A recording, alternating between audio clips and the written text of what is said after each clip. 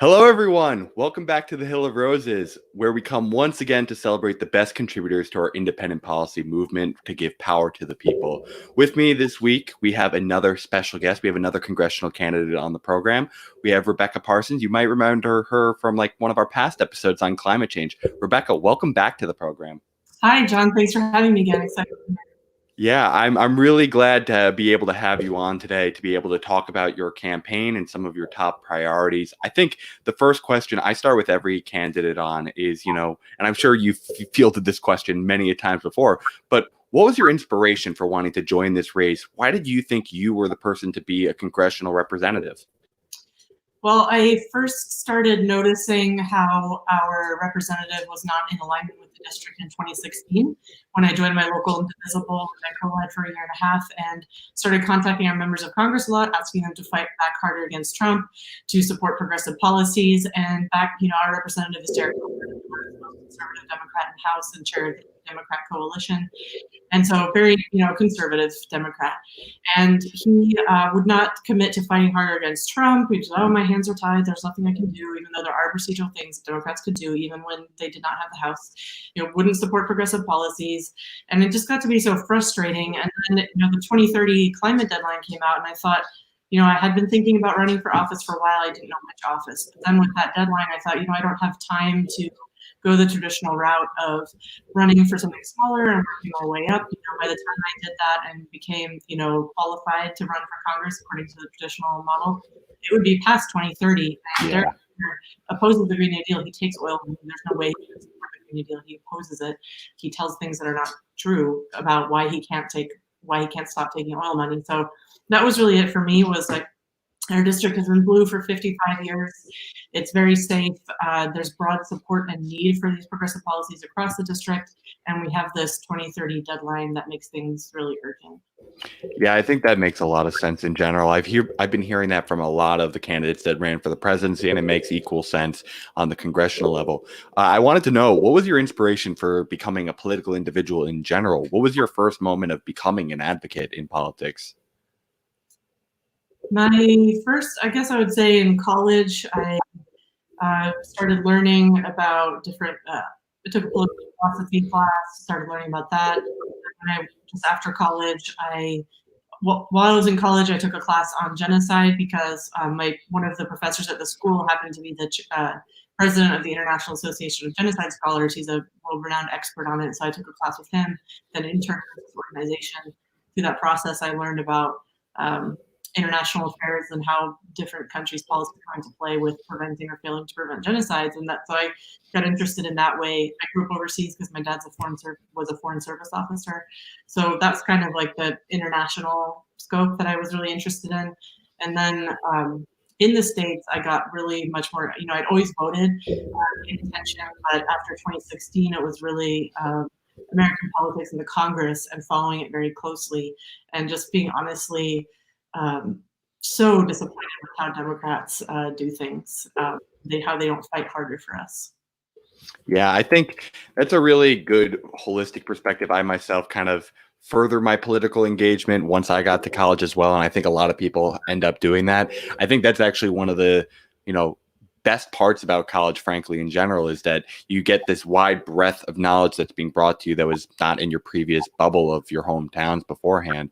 But with that being said, going from that worldly perspective of what got you engaged in politics, I wanted to talk a little bit about your district in the Washington 6th district. Can you describe what that district is like in general and some of the issues it's facing specifically? Yeah, the 6th district is very large. Tacoma, where I live, is about 45 minutes when there's no traffic south of Seattle. And that's, one corner of the district. And then the other corner of the district is Neah Bay. It's the northwesternmost tip of Washington State in the contiguous United States. It takes about 3 to 4 hours to drive from that corner to the other. So it's a large district. Tacoma is urban, population about 200,000. And unlike Seattle, we don't have a lot of the big tech companies and resulting tech jobs. It's more of a blue-collar district and working class. So we have lots of people who work in service jobs. We have one of the largest ports in North America here, so a lot of long-term men. We have on the Olympic Peninsula, which is where there's a national park and forest, and it's just absolutely beautiful. If people Google Olympic Peninsula, beautiful area, and that is more rural. The industry there was locked, but the industry collapsed because the timber companies logged all the forest they were legally allowed to, Mhm. and they extracted their profits and the wood, the timber, and left, but they still own a ton of land. And none of those, that happened years and years ago, and no jobs really have replaced those. So things are really tough in terms of jobs in the Olympic Peninsula.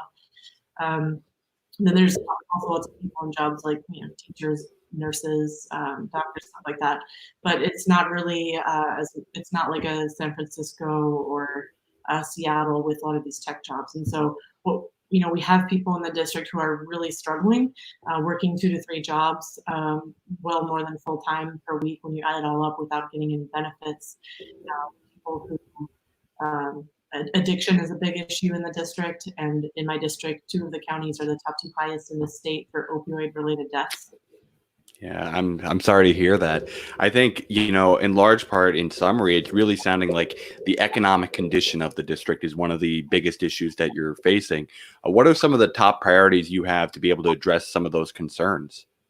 Number 1 for me is the Green New Deal. Because of that 2030 deadline, I think it's the only scientifically valid response, because it's the only response that's on the scale of the problem that would actually solve it. Getting back into the Paris Accords, that's fine, but that's like a fraction of what we need to do. That's not nearly enough. So that would be first, but then also Okay. important for my district is the jobs guarantee. That's part of it. Okay. Good, and that would be so important for people in Tacoma, and also in the rest of the district, like the rural parts of the district where there just aren't jobs to be had. And even in the more conservative parts of the district, a lot of, I have a friend who grew up in a very small conservative community, and the favorite politician there is FDR, even among the Republicans. One of the reasons is the jobs program. So there were 7 CC camps on the peninsula. So jobs would be number 1, and not just crappy jobs where you're an essential worker and you're getting paid minimum wage to put your life on the line, but you're actually getting a good family wage and it's a union job. That's number 1. Number 2, what's really unique about this in my district is that, or I guess like a unique intersection between Medicare for all and what my district means is drug treatment, drug and alcohol treatment for everybody without copays or deductibles, and also expanding healthcare in rural areas, because a lot of hospitals and clinics are shuttering because it's not profitable to provide healthcare in a rural area. So my responsibility is to take the profit motive out. And then third is housing for all. I've signed on to the Homes Guarantee, which calls for national rent control and building or rehabbing 12 million units of housing in the next 10 years. So that's how much we're short nationally, with the goal of ending homelessness. And then also 20% of my district is over the age of 65. So not just protecting Social Security, but expanding it is really important. Okay, yeah. To me, it sounds like one of the central tenets of your campaign is really having these guarantees of, job, of clean environment, of housing.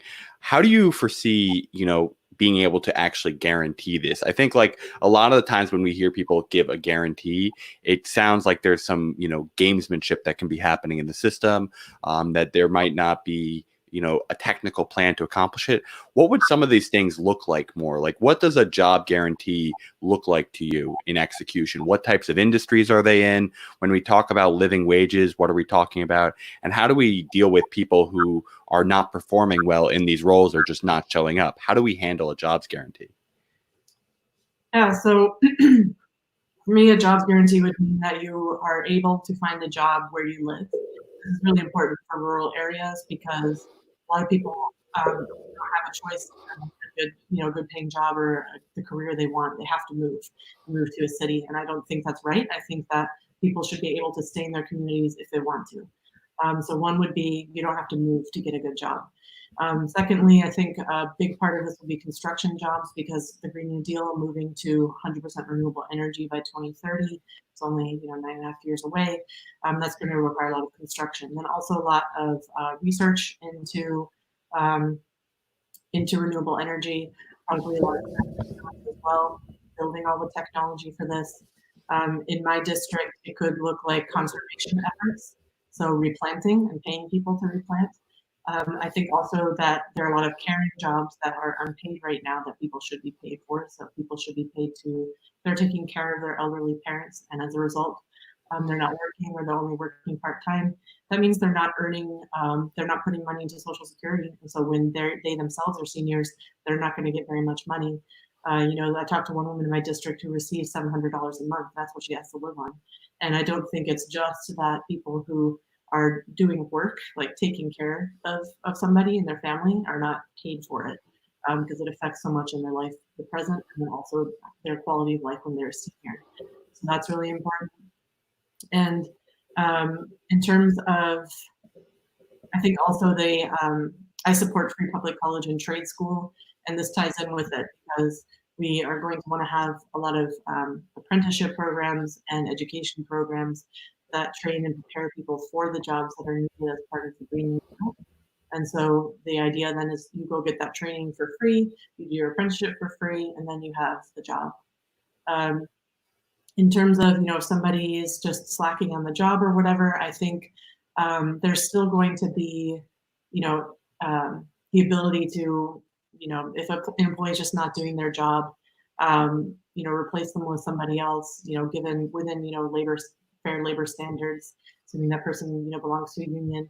And there's still within the jobs guarantee going to be like probably higher paying jobs, lower paying jobs. I mean, not everybody's going to be paid the same. In terms of minimum wage, I think it should be $15 per hour at a minimum, but then adjusted for cost of living so that if you're working 40 hours a week at minimum wage, you can afford a 2-bedroom apartment in your area. And then if somebody's showing up and just not doing their job, that means, they go back to the agency that helps place them until they find something that they can do. Okay. Yeah, I've always questioned just some of those technical ends, like the being able to place them. I think sometimes it is considered truly an edge case, but it's one of the things where I wonder why go with like something like a jobs guarantee compared to an FDR style just jobs program.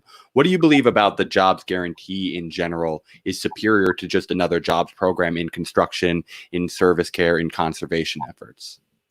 So you mean a program where the government creates the program and thus creates the jobs and Yeah, like a WPA. Yeah, I think that should be part of it. We should have the two of them working together, because I don't think we can rely on private industry to just step in and do the things that need to be done to get to a renewable economy. And so the government should create those programs, and those jobs that are created as part of those programs, as like a WPA style or CCC style. Those could be some of the jobs that are available as part of the jobs guarantee. Okay, great. Well, now I think the next part is we know where you stand on how to address this district and some of your top priorities. But now I want to kind of figure out, how do we actually get this done? Let's say yourself, you get elected, you're now joining the House of Representatives. How do we actually accomplish getting some of these objectives done? How do you plan on working with the people already in Congress? Because we're not going to be able to replace all 435 members. And how do you expect to be able to rally people in your district outside of the political organization? Yeah, good question. And so within Congress, I would, what I think would be most effective is to form a true, like a corporate free caucus, even if it's only 10 people, and work together to, use the levers of power that we have in a disciplined way. Something that Democrats do is cave to Republicans, and then progressives cave to the centrists. And we need progressives who actually stand firm and say, no, this bill does not provide enough for the people in my district. I'm voting against it. And the 10 members, they vote on it within their caucus, they come up with their strategy, and then they stick to it in a disciplined manner. And that means you have to be willing for some people not to like you, some of your colleagues not to like you. And that's unfortunate, but we aren't elected to Congress to have our coworkers like us. We're elected to enact policies that will help our constituents, not corporations. And so that would be one way to go about it. I think another is using the bully pulpit of the office. That's something that AOC has done well with the Green New Deal, by joining that Sunrise Movement protest in Nancy Pelosi's office early, I think even before she started. That's one thing that can be done. I think as well, if members want to rally support for something in their district, do stuff like Bernie was talking when he would answer questions about how are you going to work with Mitch McConnell if you're in the White House, and he would say, well, I'll go to Kentucky and hold a rally about these issues. So if there's, that's something that members of Congress can do for each other. If there's somebody in one state who wants to get more support for this, they can invite a like-minded person, or they can do rallies and get people excited about it and help build the movement. Okay. And I'm curious, you had mentioned this idea of like a corporate free caucus is like the central internal point of rallying. We already have existing one of the largest caucuses in Congress, the Progressive Caucus currently. What do you think that they should be doing differently to be able to fit that kind of corporate free caucus idea that you have? Or do you think that you need to have a separate group that's very explicitly that? Do you think progressive is a little too broad of an idea currently? Well, yeah, unfortunately, a lot of people call themselves progressive who aren't, in my opinion. They can call it purity test all they want, but if you belong to the New Democrat coalition and the Progressive Caucus and you oppose Medicare for all, I don't know how you can call yourself a progressive, but they do, and they're allowed to stay. It has no meaning. Like the New Democrat coalition is a complete corporate caucus. Like they raise millions and millions of dollars and then farm it out to their members. Derek Kilmer, my opponent, who's chair of the New Democrat Coalition, he's given $300,000 to the DCCC this cycle alone. And they put out, the New Democrat Coalition is the largest Democratic caucus in the House, and they put out these policy briefings like, here's our big solution for the climate crisis, carbon taxes. And then all their members have to line up behind this, milquetoast policy and support it. So it has a lot of power because their members all line up behind it. How can you have a member of that caucus in the Progressive Caucus? It doesn't make any sense. And to me, that means, I really admire Pramila Jayapal and her Medicare for All plan. I think that's something I really want to support, but I don't know what you could do with a Progressive Caucus. I think it's doubtful that members would vote to kick out their own colleagues. Because they take corporate money. And so I think it's best probably to form a new caucus. What I would love to see the Progressive Caucus doing is threatening to withhold their votes and playing hardball a bit. And there's so much focus in the media and among centrists on civility and tone and how polite are we being. It's like, I don't care. People are dying. Yeah. People are literally dying. And if you have to be a little bit mean, and then your friends in your first, it's so are we on the playground or something? We have constituents. You're supposed to serve your constituents, and that's the number one thing. Yeah, one thing I'd be curious about is, we actually have been able to get some policy through the House that is on the rather progressive end. We've been able to get, voting legislation through with the For the People Act. We've been able to get a raise to the minimum wage with the Raise the Wage Act. But then these things are getting stalled out in the Senate. How do you think people in the House should be approaching this barrier that the Senate has been creating for them, where it's been largely, we've been able to secure a Democratic coalition in the House, but we've been struggling to be able to win back the Senate to get to that 60 vote margin to be able to get past a filibuster or even just a simple 51 vote majority. What do you think the House's responsibility is in interacting with the Senate? Well, one thing they could do is find progressives so the key senators that are opposing them, find progressive members of the House who are in that senator's state, and go host some big rallies and whip people up and get them to bombard the senator's office. I don't think there's, we talk about the inside-outside strategy. People who are on the inside can help the outside apply the pressure. And so that's one thing, just really, really pressure the Senate. That's one thing that could be done. And I think, the Senate has shown it's willing to play hardball to hold things up. Maybe the House should do that in return. It's so disappointing to see Democrats cave again and again. Yeah, I definitely agree with you on this overall notion that we do need to have a little bit more hardball politics, that we need to not just go to social media and tweet out what we want. We have to kind of get in there and, make some adversaries out there and kind of demand a seat at the table. So I definitely agree with you there. But with that being said, I have one more question before I turn it over to giving the audience some questions. how do you think we should measure our current representatives currently? If someone is playing hardball more often, sometimes it might be a struggle for them to get their own policy through because they don't have that necessarily large coalition to start. How do you think we should be measuring politicians? I think we should measure them on what they can actually get passed, and whether that be, like they call Bernie Sanders the amendment king. If it takes an amendment to somebody else's bill to get something through, fine. The most important thing is getting it through. So what are they actually able to get through? Like my opponent Derek Kilmer likes to talk about how he co-sponsored a bill to help renters in this crisis. What he neglects to mention is that there are only like 2 other co-sponsors on it with him. And the person who wrote it, they're all like the 4 of them are all from Washington State.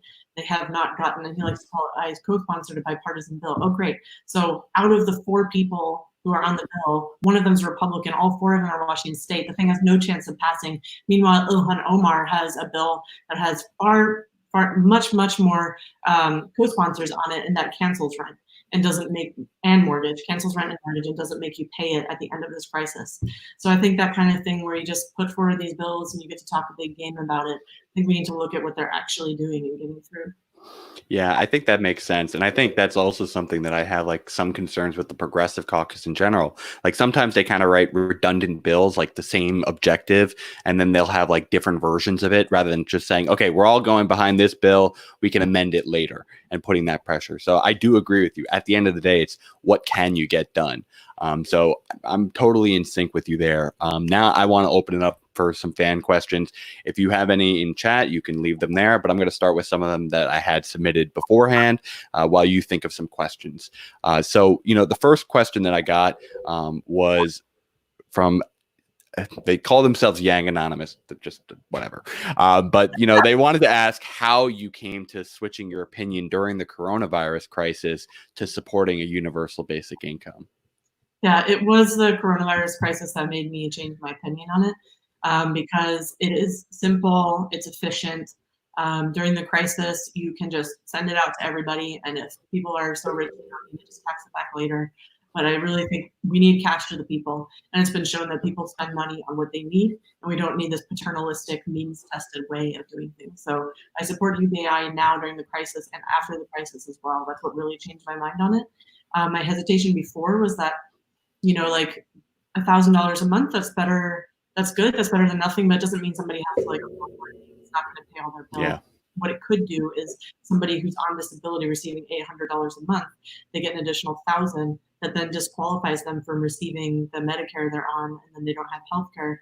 But because now they're only they're at $1,800 a month, like they can't pay $500 a month for health care. So it's that kind of thing that made me hesitant about it before. Now I think, okay, I still have those concerns, but it's a good idea, and we can work out those concerns. And so, if I were in Congress, put it forward and work that out so that people are not kicked off anything. If that means like give everybody $5,000 a month, and then work it out so that people, the end result is just that people have health care, they can afford it, they can afford health care, a home, an education for their kids.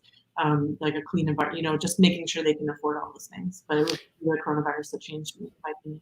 Yeah, I think that makes sense in general. Like, I think one of the things we all have to say is just, do we like the idea in general? And then there's the fine details, because I think that does make a big difference. And you can make more programs exempt. One of the ideas I've always had is you should start high and then reduce it each time you add a new service. So if you get Medicare for All passed after you get a universal basic income passed, you can now reduce the universal basic income just a little bit, because now you're providing a new service that's a similar value that you're providing the people.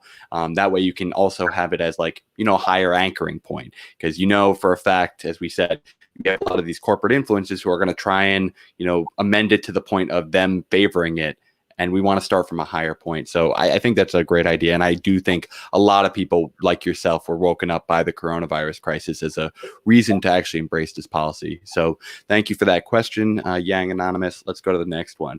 This is kind of on a similar subject, but kind of on the opposite end. This is Victoria from California. She wanted to know what your thoughts on a universal maximum income are. Do you believe that there should be any income caps? That's interesting. And actually, the first representative in my district, this district was started about 100 years ago, was formed. The first member of this district, I think he was in during the Great Depression, he proposed a constitutional amendment to cap personal income at $2 million. And so, one of the things I was like, out was like, oh, are you so radical? And how are you going to work with, conservatives? Like, look, I'm just going back to our history. This guy was obviously populist. If he proposed capping personal income at $2 million, people love FDR in the district, especially in the rural areas. There were civil CCC camps. There was a whole, squad of socialists in Aberdeen, Washington, which is where Kurt Cobain was from. And you can see these old timey pictures in black and white of all these people. And it says like Aberdeen socialists written in old cursive, Yeah. I'm going back to our roots. So anyway, personally, I don't think I would support an income cap. Instead, I would support a much more progressive tax system than we have now. Up to 90% like we used to have on the very wealthiest. Yeah, I think I agree with you there. And I would further say, if you want to do income caps, maybe just do compensation ratios. It's not a problem that someone's making money. It's a problem when they're not paying their employees enough for them to be able to live. And when the company's growing, it should scale evenly from those employees on up. So I do agree with you there. I wouldn't personally want to just cap income. I think that would raise some riots with some of the values of our country in general. Like, oh, you can go as far as you'd like. Well, no, now you can't. So I do agree with you there, Rebecca. I'm going to go to one that we had dropped in chat now. This comes from Nelson Orta. He asked, if elected to Congress, are there any issues where you could see yourself working with the more, libertarian members of Congress? Now there's one libertarian in Congress, Justin Amash, but, there are some Republicans that are in that flavor. How do you think you could work with those types of individuals? Yeah, I've thought about that before. And what's interesting is that there are some bills where you can see the votes and it'll be just a whole bunch of nays and then 7 yays, and it'll be the squad and just where like the libertarian and lefty progressive kind of Venn diagram overlaps in its privacy and freedom from surveillance by the government. Yeah. That's what I really see myself working with the libertarians. And unfortunately, my opponent, Derek Kilmer, has voted to increase the government's power to surveil us and increase, tech companies' cooperation with the government to pass our information. And that's something I would work with libertarians on, because it's a freedom we should have privacy. We should not have companies every move online and in the physical world. Yeah, I generally agree that is definitely an area of overlap. Just to follow up on Nelson's question a little bit, what do you see as the role of, our government in doing surveillance, like that balance between freedom versus safety that it tries to provide? What is your general philosophy for where that limit kind of falls? I think the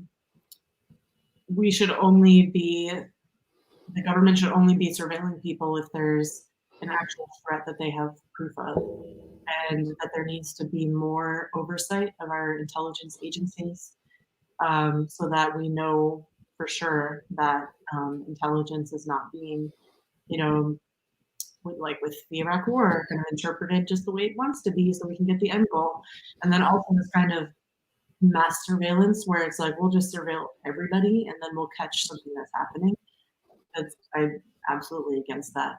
And so people should be able to have conversations and texts and DMs and do stuff on the internet, like their browsing history, and not be surveilled.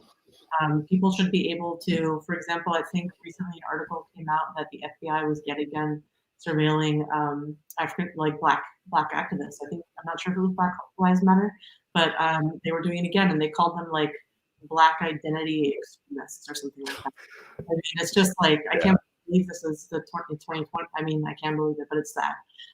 So just they should not be surveilling activists, compiling lists of reporters and activists, just surveilling everybody and hoping you catch something in the dragnet. It needs to be very specific and warranted. Okay. Well, thank you for that answer, and thank you for that question, Nelson. I appreciate that. Let's do one more before we let folks know how they can help you out and how they can get involved in your campaign. This last one comes from Michael Leone. He asked, "What your thoughts on repealing the Permanent Apportionment Act?" Oh, a question to my heart. I'm not sure if you know of this act or not. It's something that was passed in 1929. It basically established the cap on our House of Representatives at 435 members. So what do you think about that? Should we be expanding how many members there are in the House of Representatives, or do you think 435 is where we should be keeping it? No, I think we should expand it, and we should have multi-member districts and ranked choice voting. And the districts, it's just I mean, districts have 800,000 people. And among 800,000 people, there are lots of different, even physical communities. I think it makes more sense to have somebody who's more local, to their community instead of these very large districts. And then, yeah, multi-member districts, ranked choice voting. Yeah, I'm very happy to hear that you're on that side. One of the interesting statistics I always bring up is, we have the lowest ratio of representatives to population in the world. For every million people we have in our nation, there's only 1.3 representatives. The next lowest country is Japan, and they have 3.7. So could you imagine what our country would be like if we had, roughly 3 times more of our members? It'd be a lot pricier to buy off Congress if you had to pay 3 times as much. And frankly, you're getting people more closely connected with your representatives. I know for a fact, like, they can't go everywhere when they're kind of in DC. So they have to pick like select communities within their district that they come back to and help represent. So I think shrinking that would certainly help. But thank you, Michael, for asking that question. I love that question. It's one of my favorites. So I'm really appreciative you brought that in. With that being said, Rebecca, I want to turn the floor over to you to just let people know how they can start helping out your campaign. We've put down belowhand your website, Rebecca for WA, so that people can find it. But how do you need people to help out right now getting ready for the primaries? My primary is at the beginning of August, so I've got about 3 months left. And number one thing people can do is donate, even if it's $1. People think, oh, I can only give $1. Does that help? It does. It actually funds 18 dials for our phone bankers. So even $1 makes a big difference in the grassroots campaign. And the next thing you can do is volunteer with us. We have phone banking every day of the week. You can do it from home. And if you've never done it before, we'll train you. And somebody will be there during the entire phone bank to answer your questions and walk you through things if you need help. If you just absolutely hate talking to strangers, you're more of an introvert, you just don't want to do it, we have voter outreach for introverts. So you can find out information about all of this at RebeccaForWA.com, and the events page is where I have information on that. Well, that's great. And I hope everyone does help out, Rebecca. I know I've currently given some, and I'm going to be planning. As we get closer to August, I'll be doing some phone banking myself because I'm helping some other candidates. But, if you live in that area or you have free time, Rebecca's a great candidate. She has a lot of interesting ideas that we didn't get to talk about today, and I hope we can have a future conversation on. But thank you for all that have attended today. And thank you, Rebecca, for coming on again. I really hope we can continue building this movement because, oh boy, we need some help in Congress right now. It's been a disaster out there. Thanks for having me on again, John. Yeah, no problem. Rosebuds, I hope you have a great weekend. We're going to be starting off a new agenda for this upcoming week. Monday, we're going to be interviewing David Kim of California's 34th District. Tuesday, we're going to be interviewing Barrington Martin. He's a candidate from Georgia's 5th District. Then on Wednesday, we're going to be starting a debate topic. We're going to actually be debating one of the topics Rebecca brought today on the federal jobs guarantee. So we want to be able to talk about that issue more. So we're looking for volunteers to participate. And then Thursday, we're going to be doing our new office hours. So we're going to be bringing in some of our new team members that have been joining the Hill of Roses to come on and bring some subjects that they care about. And then Friday, we're going to be talking about Tara Reid. We're going to be talking about that whole incident and how things have been developing. And then on Saturday, we're going to be interviewing Heidi Brion from Oregon's 1st District. So we have a packed schedule, and I'm really looking forward to it. But everyone out there, I hope you stay safe. And thank you again for coming on and being able to chat with Rebecca today and have your questions answered. We really appreciate that. And Rebecca, thank you again. You're welcome anytime back on the program. Thank you.